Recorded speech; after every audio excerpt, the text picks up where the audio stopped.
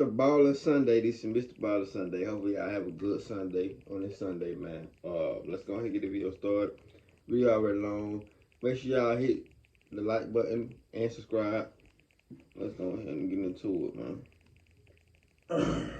A woman named Shanti Singh was sitting on her bed cradling her toddler son, whose name was Titu, as he threw a huge... I hope y'all can hear it. Titu, who was 3 years old, had already been throwing this tantrum for about 30 minutes at this point, and it didn't seem like anything Shanti did was getting him to calm down. In fact, honestly, it just seemed like Titu was getting worse and worse by the second.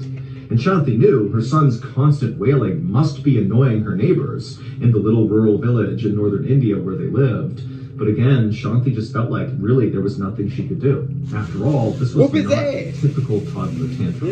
Titu was not throwing this tantrum because he lost a toy or was fighting with his siblings or something. No, the reality was Shanti and her husband had no idea why Titu was throwing this tantrum, because Titu threw these tantrums all the time for seemingly no reason, and nothing they did would get him to stop. He would just start throwing these crazy fits, and he would only stop when he was ready.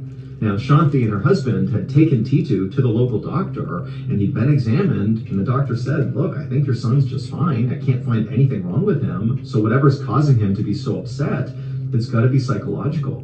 Shanti grabbed her son and tried to give him a hug and kiss to get him to calm down, but as she did that, Titu turned around and tried to hit her in the face and kicked her and punched her, and so Shanti had to kind of fall back on the bed, and Titu at this point is still throwing this huge tantrum. He leapt off the bed and ran out of the room. Now, Shanti had already sent the rest of her family, her kids, her husband, outside to wait out this current Titu tantrum, and so for a second, Shanti thought about just laying on the bed and letting her crazy toddler just kind of run around the house until he was done throwing this tantrum. But as Shanti was laying there on the bed, practically crying from frustration, she heard a plate break in the kitchen. And so she jumped up and ran into the kitchen, and there was Titu looking down at the ground where there was a shattered plate on the ground. Clearly, Titu had smashed it on purpose. And so as furious as Shanti was, she suddenly realized that, nothing she could do was going to get this kid to stop. And so right now, the only thing she could do was just put him in a safe place where he couldn't hurt other people or himself or damage anything else. And so Shanti, trying to be as calm as possible, walked up to Titu, who's still throwing this tantrum and swinging at her as she's coming near him. And she grabbed him, she turned him around so he couldn't kick her or punch her. She put him into his room and then shut the door. And then she sat down in the hallway with her back up against the door to keep it shut. And then as Titu inside the room began banging on the door and trying to open it, Shanti's sitting there anchoring the door, and she's just praying that her son's going to calm down soon. And then at some point, Shanti heard her son start to say something. Hey man, what the fuck wrong with that little nigga, man? That typically signaled the end of a tantrum. Titu in the bedroom began saying the word Shirsh Burma, which actually was a nonsense word that Shanti and her husband and the other kids had no idea what it meant. But, Titu at the end of his tantrums, he would always just start saying over and over again, Shirsh Burma, Shirsh Burma, Shirsh Burma. And so Shanti, she's in the hall and she's hearing Titu start to do that. And so on the one hand, she's thinking, okay, this tantrum's about to end. But on the other, she's like, I have no idea what that word means. It's obviously connected in some way to what's going on with my son, but I have no idea what it means. It sounds like nonsense. And so Shanti began yelling through the door at Titu to explain what Shirsh Verma meant, but Titu had no explanation. He just kept saying the word over and over again, Shirsh Verma, Shirsh Verma, Shirsh Verma. Shanti and her husband had 5 other kids. Titu was the youngest, and Titu was not like any of his other siblings. The other siblings did not throw temper tantrums like this, not at all. And in fact, Titu had been a difficult child even before he was born. Damn. Towards the end of Shanti's pregnancy with Titu, she'd become very, very sick, and in fact had to be hospitalized for the entire last trimester. And then as a newborn baby, Titu basically didn't sleep at all, and he cried constantly. And so Shanti and her husband initially thought, Titu must just be a very fussy baby. But in time, as he grew into more of a toddler, it was clear to Shanti and her husband that Titu was actually a different kind of kid.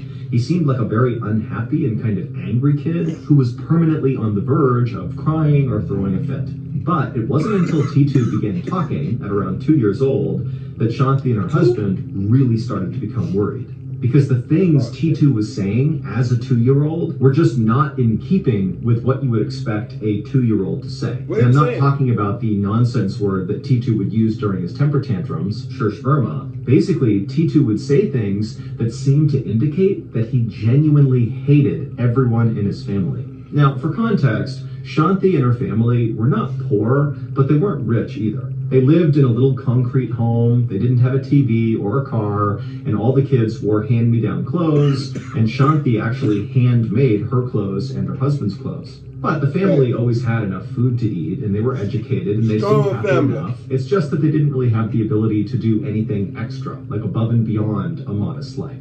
And T2 had never known anything different. This was his life from the day he was born. But when he learned to speak at around 2 years old, it was like all T2 wanted to talk about was how crappy of a lifestyle their family lived. Damn. For example, when T2's mom, Shanti, would put on one of her saris that happened to be ripped. How the fuck this nigga know that shit? He only 2. Okay.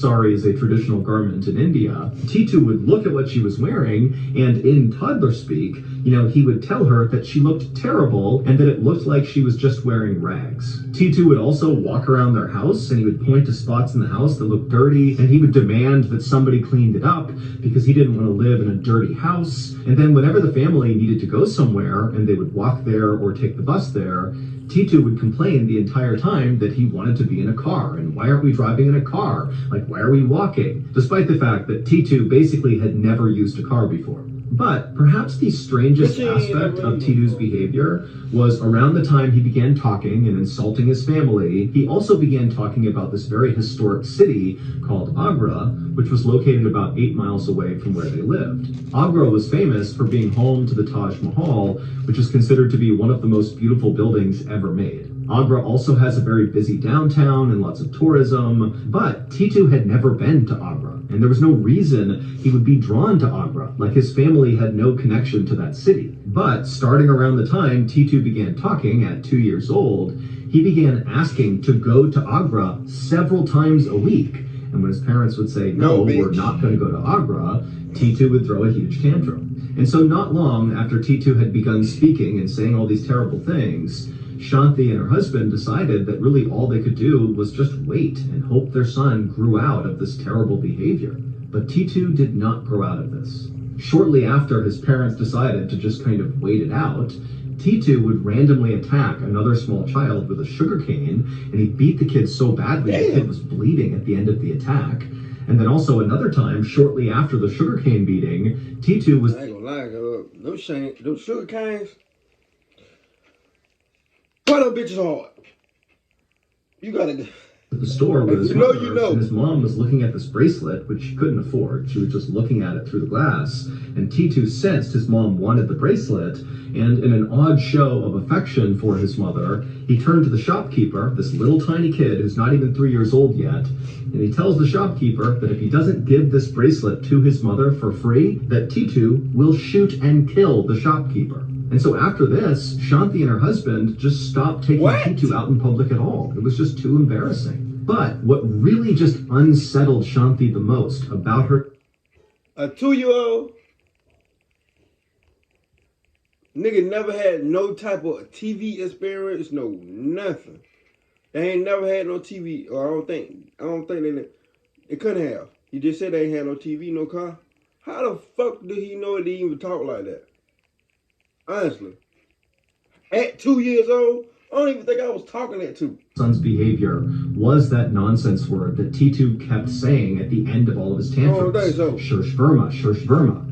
And so fast forward to that day after he's broken the plate and now Shanti's put him in his room, T2 began saying that nonsense word, except he was getting a little bit older and his speech was getting a little bit more clear. And so as Shanti was laying up against the door, she realized that her son was not saying a single word, Shurshverma, he was saying 2 words. They were Suresh Varma. But Shanti had no idea what that meant. She thought it sounded like a name, but it was a name she had never heard before. But one day, a few months after the dish-breaking incident, in April of 1987, all of T2's very strange, erratic, terrible behaviors would erupt all at once. That April day started out like any other.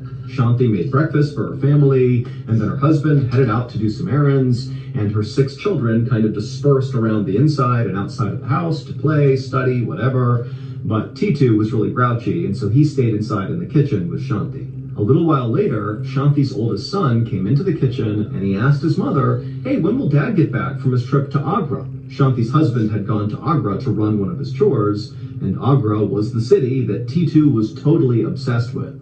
And so when Shanti's oldest son said the word Agra, T2, who was sitting in the kitchen, he heard it and kind of looked up like he was totally fixated on their conversation. And then as Shanti and her oldest were talking about the dad, T2 just got up, left the kitchen, and he went to his room. He grabbed a couple of things, and then he came back into the kitchen carrying this bundle of clothes with him, and he walked right past his brother and his mother. He went out the front door and began running down the road without saying a word. Remember, this is like a 3-year-old child. This is not a teenager. This is a little kid. And so Shanti and her oldest son, they kind of watched in shock as T2 ran off down the road. And for a minute, neither of them did anything. And then it was like they broke out of their trance, and the oldest son just turned and began running out of the house to catch up with T2. Now, it didn't take long for the oldest to catch up with his young brother, but it was surprisingly hard to stop T2 from trying to run away. He fought back as hard as he could to keep his brother from pulling him back to the house.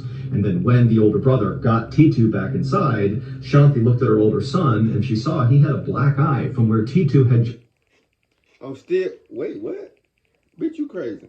I'm still on the fact that this little motherfucker beat this other little kid with a sugar cane and told the dude, "I'm going to shoot you at 2 years old." It's fucking crazy. I'm sorry. Hit him. And when Shanti turned to T2 to try to get him to apologize to his brother for hitting him, she saw T2 was completely inconsolable. He was throwing a huge temper tantrum. He was on the ground kicking and flailing and screaming at the top of his lungs. And so Shanti and her oldest son knew there was no hope in getting him to calm down. He was deep into one of his tantrums. And so Shanti and the oldest just basically restrained T2 so he couldn't hurt himself or one of them or damage anything. And for a while, as they held him to the ground, T2 just continued to scream and flail and throw the spit. But eventually he did kind of calm down, and he began saying Suresh Verma over and over again. But then he began talking about something that he really hadn't brought up before that stood out to Shanti and her oldest son. T2, in addition to saying periodically Suresh Verma... If I keep messing with my hair, y'all leave my shit alone. This is my hair, motherfucker. Y'all just watched the video. Y'all came here for the reaction. Watch the reaction. We all reacting to it. It just came out not too long ago. Like, I want to say about 30 minutes ago, actually. But yeah, I'm gonna get my hair twisted. Don't worry about me, man. Suresh Verma also began talking about some radio store in Agra. And T2 kept saying, "Why didn't Dad bring me to the radio store? Why didn't he bring me?" And so as Shanti is listening to her son, she suddenly thinks, you know what? This is my chance. He's being so specific about this radio store. You know, maybe this is my opportunity to lean in and learn what the heck is going on with my kid. And so once T2 fully stopped his temper tantrum and Shanti and her oldest could finally let go of him, once T2 had left the room, Shanti turned to her oldest son and she told him to go to Agra right now. Just go there and look for a radio store or something. Look for anything that could be a clue to what's going on with T2. He obviously has some fixation with the city. Just go, look around, see if you can find something. So the oldest son left the house and he went to one of his friends' houses who had a car, and together they drove into Agra. Now, Shanti had no idea if her oldest son's trip to Agra would produce anything useful, but she figured, you know, she's got nothing to lose. A few hours later, when Shanti's oldest son returned from Agra, he came into their home with a very serious look on his face. And right away, Shanti could tell, clearly, he's discovered something. And so Shanti asked her oldest son, you know, "Tell me, what did you learn? What happened in Agra?" And the oldest son, you know, he looked down for a second, and then he looked back at his mom, and he just said, "Tomorrow, we're going to have visitors." Fuck you mean by that? Are you a fan of the strange, dark, and mysterious? Its platform is 100 in the individual. Just search for one of the amazing people who subscribe to Amazon Music. New episodes of the Mr. BALLEN podcast 30 days early. 30 days early. Whoa. Whoa. I might have to do my homework on that. Who appeared to be in her 30s, And then there were 3 other men who also appeared to be in their 30s, and they were all wearing suits and jackets. And there was also an older couple, a man and a woman, and the man was wearing this beautiful sweater, and the woman had on all this silk. It was clear, just from the way they looked, that these 6 people were not from this area. They were from somewhere else, and they had a ton of money. Nuns? Now, Shanti was inside the house, and she was watching this group arrive, but she did not go outside to greet them. She, her husband, and all of her kids, minus T2, had decided the night before, when they knew these visitors were going to arrive, that they wouldn't go out and talk to them. Instead, they would just allow T2 to basically make first contact with these people and see what happens. So when Shanti saw this group of 6 very well-off people were standing right outside of their gate, kind of waiting to be let in, she called for T2 and said, "Hey, go outside and open the gate for our guests." And so T2, who was not throwing a fit at this point, he came running through the house and he went to the door. He's not looked outside yet.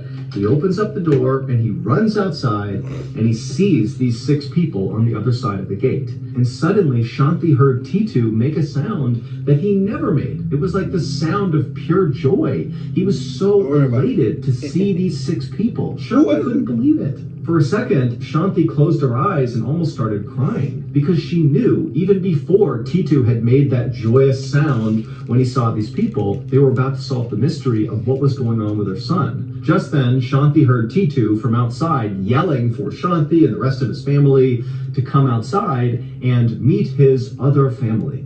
Shanti went to the door and gestured for the guests to come inside, and then she led them through the house to the back deck. And then after they were all seated, Shanti looked over at her son, T2, and she saw he had this huge grin on his face. He was so happy, and he was staring intently at the woman who got out of the car, who was in her 30s and wearing the beautiful red sari, and she was sitting right across the table from T2, and T2 is just locked on her. Now, at this point, nobody is speaking. Everybody is just sitting there. No introductions have been made, so nobody even knows each other's names. And in this kind of tense and awkward silence, T2, who again is just staring at this woman in red, he eventually breaks the silence, the 3-year-old child, and he asks the woman in red to come sit next to him. And so the woman in the red sari, she does what he asks and moves over and sits next to the toddler. And then T2 looked up at her and he smiled and he said, "Do you know who I am?" And the woman, she's looking down at him and she said, "No, I don't." And T2 would look back up at her and he would say, "I know who you are. You're Uma."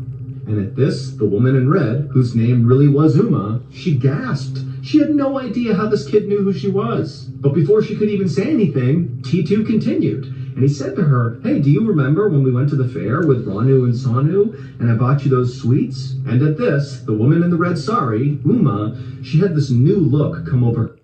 Reincarnation.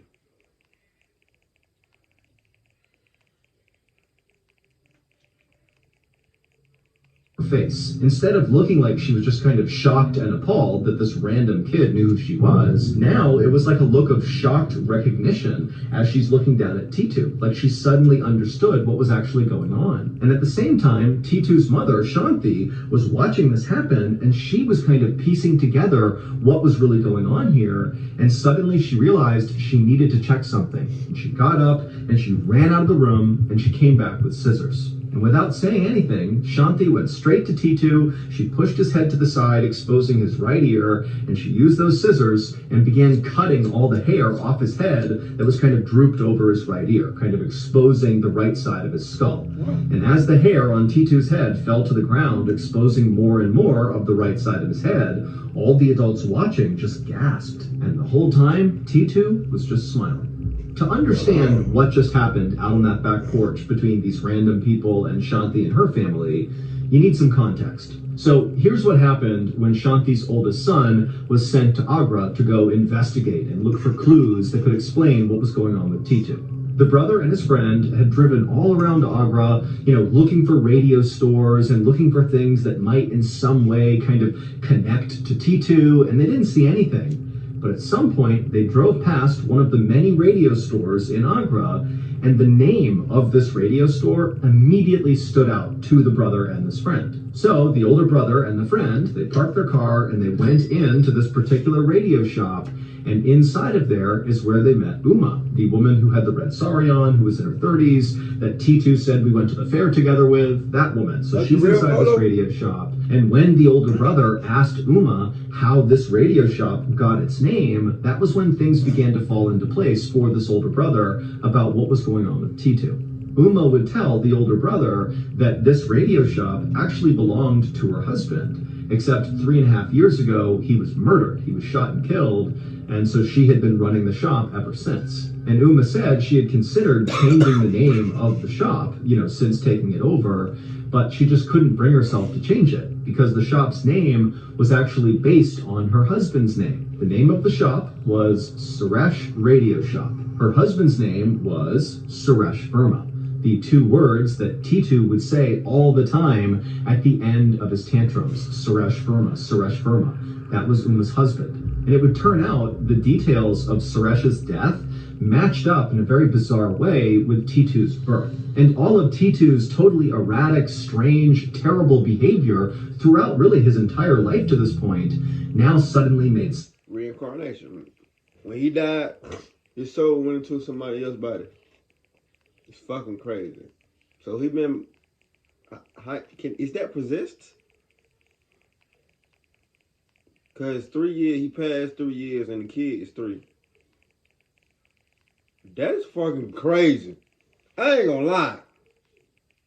I wouldn't even want to have my kid no more. Suresh's life. Many people, including professors from major universities in India and America, have come to believe that what happened with T2 was when Suresh was murdered, his spirit somehow came out of his body and entered T2's body. Basically, Suresh was reincarnated in T2. This reincarnation theory would explain why T2 was always saying Suresh Verma, because in theory that was his real name. That's the guy who died, and then his spirit transitioned to T2, so he's saying his name over and over again. And then also T2's obsession with Agra would make sense, because that's where Suresh's radio shop was and where he lived.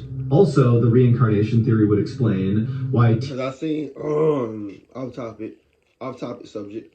I seen, y'all know, anybody that know me, y'all know my favorite comedian. My favorite comedian is fucking Mike Epps. I watched the Mike Epps interview last night, and he was like, his mom passed away, and he had a baby on the same day.